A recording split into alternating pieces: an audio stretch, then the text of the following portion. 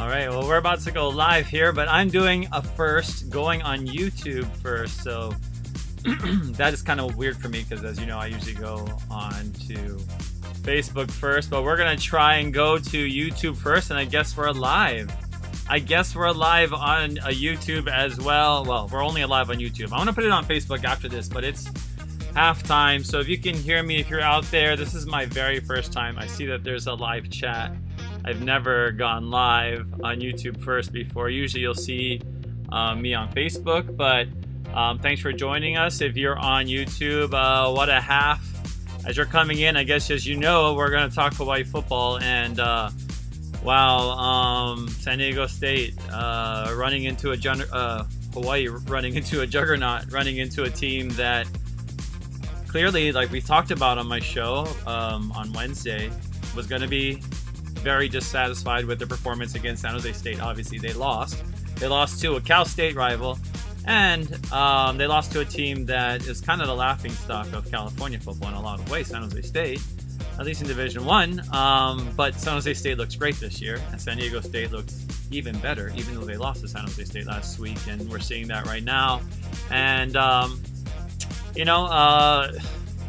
let's just go straight to the highlights as we go through all these highlights. Just looking at Shevin, starting with Shevin right now, I mean, it's been hard for him to get his rhythm. That's clearly been one of the biggest issues for him. Was gonna be being able to make the throws, because he's not going to get much time back there. Be able to, and our O-line has been playing great, and this has been one of those games where we're starting to see them crack a little bit, and Shevin's not getting a lot of time. And they're rushing three guys a lot of the time, San Diego State. But, I mean, this is just a great San Diego State team. And when you have a great team like San Diego State, and you have guys who come from Hawaii even, local boys who are playing for San Diego, it's harder to be able to stomach sometimes seeing those guys, knowing that they came from high schools on Oahu or around the islands, because this is a team that is good perennially, San Diego State, and they showed it in this half. I'm just kind of flustered because that last touchdown, it was just like, wow. And even Robert Kekala, if you're watching on the Spectrum stream, talks about, they're kind of playing in survival mode. And that was 21-0 when it was survival mode. Now it's 28-0. The Warriors are going to be, trying to dig themselves out of this one in the second half. But, it starts with a guy we talked about. His name already mentioned alongside of Marshall Falk, alongside the name of Rashard Penny, along Darnell Pumphrey, and that is Greg Bell. 120 yards already, 2 touchdowns. That you saw that 62-yard, that long one for a touchdown. He's just a guy that it's just like deja vu. It's like deja vu. It's like watching it from, whether you watched Marshall Falk. I mean, when I started kind of understanding football, at least in the 90s, watching Marshall Falk and being like, okay, that guy is just all over the place and nobody can somehow stop him.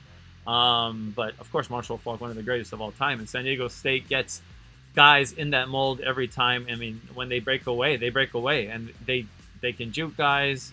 They got the speed, and it's impressive. But hey, we got some speed as well. Calvin Turner, when we start to use him in the offense as well as Day-Day, good things happen. Calvin Turner already 39 yards of rushing, and he also should have some receiving. I guess he has that one 33-yard receiving play as well. But the big story right there, Cordero just unable. I mean, just really hard for him to get time back there.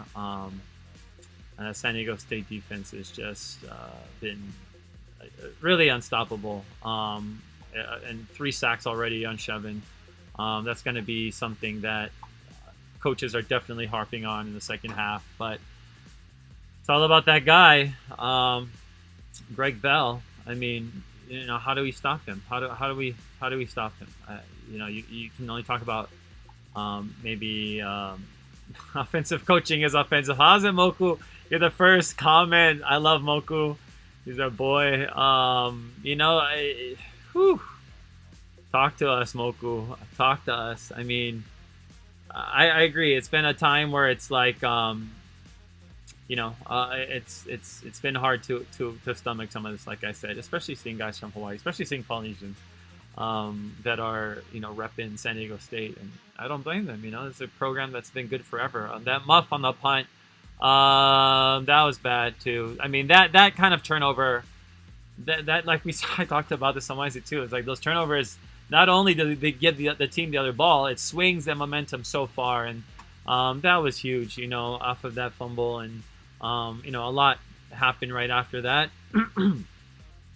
If we look at just how this game has been going, UH is 129 yards of offense. Let me bring in some of these stats as we go. Time of possession 17-19. Of course, that's San Diego State on the left. Sorry, I'm bringing my stats in as we go. 3 fumbles, 1 loss. 3 fumbles, 2 turnovers already for UH. And then we got that turnover. Hawaii got a takeaway as well, but that was kind of a giveaway. That was weird because the quarterback just kind of threw the ball in the air and gave it to our Michael Washington, wasn't that? Intercepted it. But still great to have that turnover. Just kind of random that they even threw the ball in the first place, considering how well they were doing. But 3 sacks for 26 yards. That's huge. It keeps pushing UH back. 39 total plays to 32 for UH. UH getting a big on the average yards per play, but they just haven't been able to get out that much. And a big reason is that time of possession. It's just San Diego State can do everything. They can pass. They can do everything. Here we go. Total yards 123. Oh, so yeah, Hawaii has the time of possession actually. But 123 total yards, 60 passing yards, 63 rushing yards. I mean, that's just not going to do it against this team. Who, as we talked about, been holding teams 4 consecutive games, holding teams to below 300 yards. They're on pace to do that again. This is also a team featuring a running back like Greg Bell, who we talked about, on pace to have 4 consecutive games averaging 200 yards. Who else has done that? Marshall Falk. This is just a juggernaut, and not to take away from our team, but our defense can only do so much. This is a great team. I really hope that our offensive play calling changes a little bit. We saw a little bit, and I think our offensive coaches are doing a great job, but clearly we need to do more for this team, and clearly it's going to start with probably bringing out some of those double plays again. We had that double pass. That one could have been set up as a double pass, but Calvin ran with it. That Shevin threw up to him. So I have that highlight in here somewhere. Sorry, I'm a one-man wrecking crew right here, just putting on together some Schmalkine highlight packages. Schmalkine. But that guy is crazy. Greg Bell. Shevin getting sacked. We don't need to see that anymore. That muff was really bad. That Mike Washington interception. So that was the interception, Mike, that we got at the end, or kind of towards the end of the game, or towards the fourth end of the game. I just want this to be over already.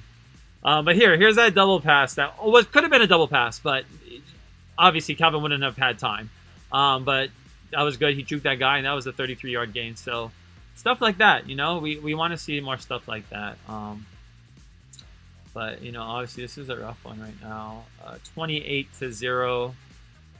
UH also penalties, racking up penalties. 3 penalties already. No need for that. But 7 first downs. 2 for 10 on third down conversion. San Diego State 1 for 7. So, I don't think our defense is playing terribly. It's just it's hard to compete against this team. This is a team that has so many weapons, and when you give them, especially when this defense playing on the road, you give this team, bonuses like turnovers, especially in the red zone. That's just unfair, to the defense.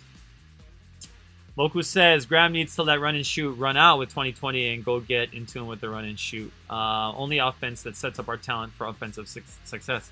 And you know what? It's hard to argue with that, because look, this is what our boys have been set up for. Like, we know the terminology is still run and shoot stuff.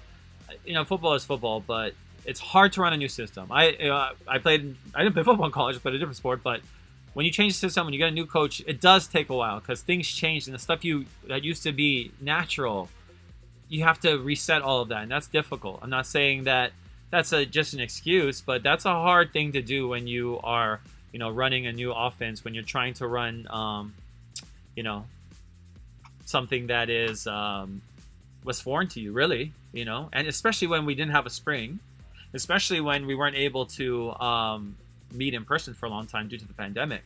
And this is what you get: 123 total yards, 60 pass yards, 63 rush yards. So these are about 50-50.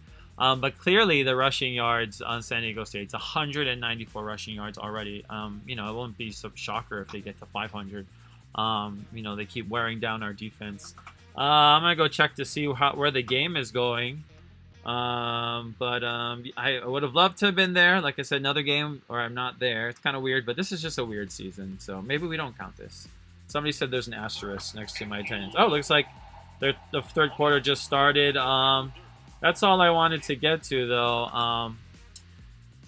Wow. But second half, I think, or end of the game, I think I'll do a post game on Facebook. But I just want to take a shout out to all our guys in YouTube land. Mahalos for joining us. Let's do this more often. All right, shoots.